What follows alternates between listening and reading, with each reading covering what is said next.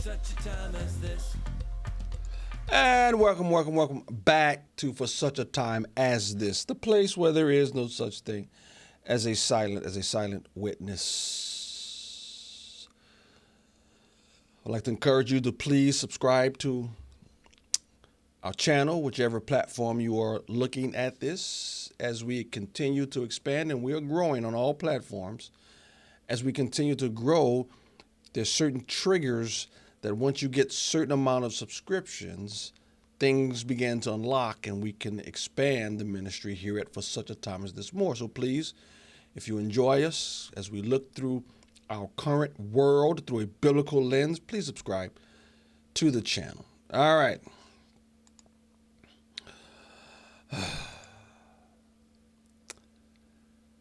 There are some things going on in which the rise of anti-Semitism continues to grow, and people began to continue to say that Israel has no right to the land. Israel is not even the ancient Israelis, whatever. I think they are. Prove to me they're not.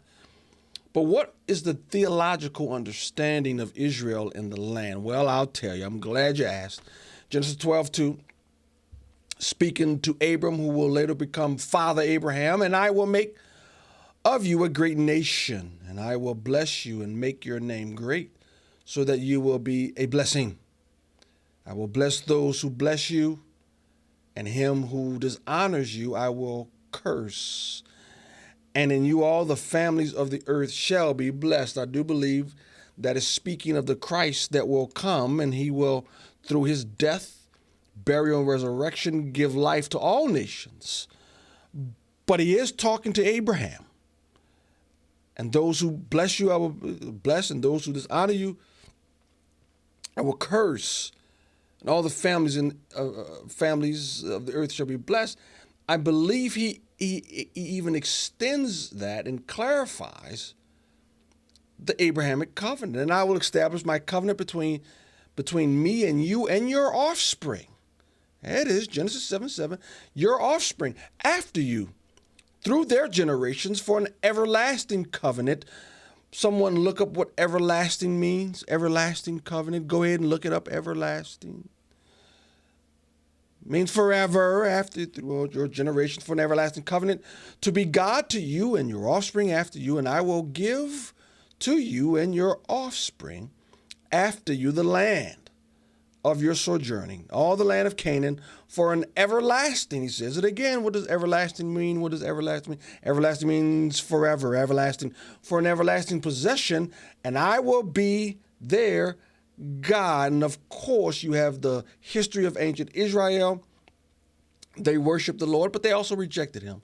And their rejection was culminated in the rejection of the Messiah, Jesus Christ. They crucified him, and for 2,000 years, they were separated from the land. Got it, get it, got it. But there are still some Jews who worship.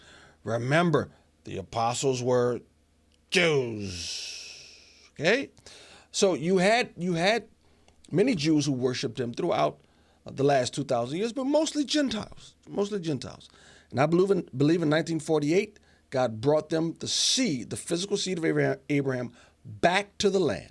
And now they're there, and I do believe things are being set in motion in which Christ will come back physically on the clouds. That's my eschatology. But there's a debate now in culture about Israel and the land and what they do and whose is it and who's right and yada, yada, yada, yada, yada. And it has spread to Candace Owens, a commentator on the right, who I believe is losing a lot of support because of her interactions like this. But you wouldn't disagree, presumably, that Iran has been the main sponsor of terrorism in the Middle East through the Houthis, through Hezbollah, through Hamas. I mean, that's widely accepted and recognized. They've done it. Things widely accepted. No, that's just kind of, really? You don't think they Israel have? has been a terrorist state. Okay, Israel right now is imparting a genocide and a Holocaust on the Gazan people.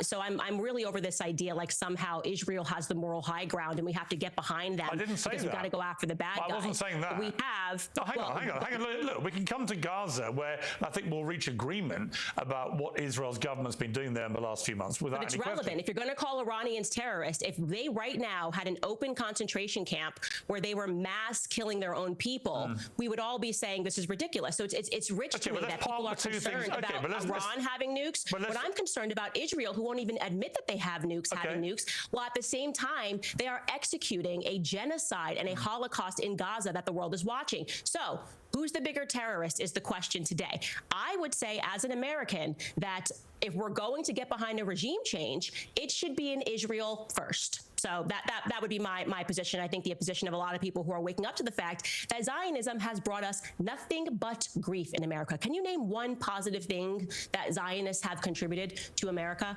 That us fighting these perpetual wars on behalf of Zionism has contributed to America? But can you also...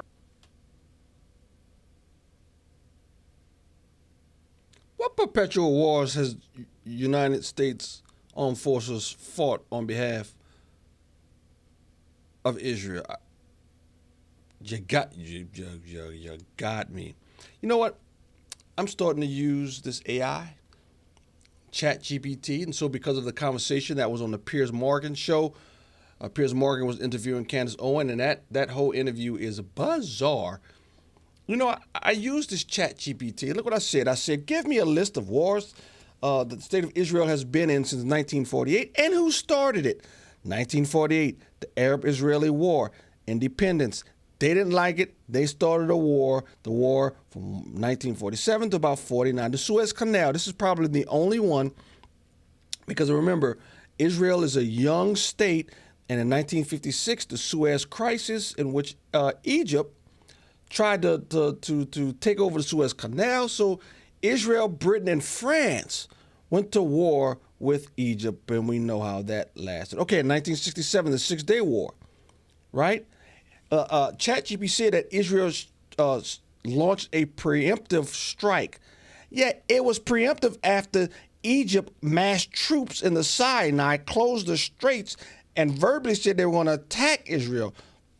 So Israel, with the troops gathering on their border, they preemptive strike. Who started that? Egypt did. Six-Day War. Then there was another one, a war of attrition that says between 67 and 70, started by, of course, Egypt. The Yom Kippur War in 1973. Who started that? Oh, Egypt and Syria. In 1982, there was a Lebanon War, the first Lebanon War. It says that Israel started the war, but Israel started the war in response from the PLO attacking and assassinating Israeli ambassadors. No, Israel did not start the war. The PLO started it in 1982. And then Hezbollah started another war. 2006, the Gaza conflicts started not only 2023, but it started in 2008. Israel responded to rocket fire. 2012, Israel responded to all these incursions by Hamas. So my point is, except for 1956, in which Israel, being a young country, sided with Britain and France because Egypt tried to shut down the Suez Canal. Every other war, there's a lot of them, there's a long list, look it up. Every other war was started on Israel. Israel didn't start them. They didn't start it. And you can make a good argument with the Suez Canal. You can't shut down the Suez Canal. They went to war over that. But Israel has been fighting since its inception in 1948.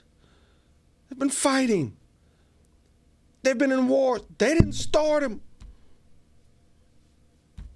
I don't understand how you can say Israel is the biggest sponsor of terrorism and Israel is committing genocide.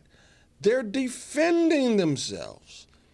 I'll be the first to admit to you, Israel has not been a God-honoring country, but they keep to themselves, and they are secular Jews, and they just want to exist. Candace, you're out there. You sound kind of crazy, Candace.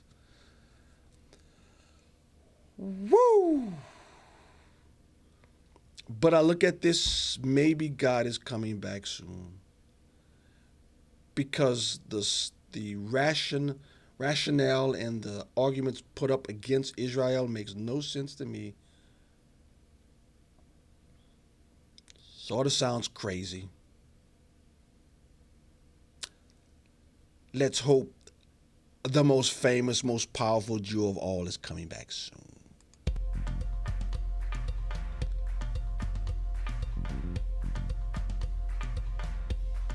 For such a time as this,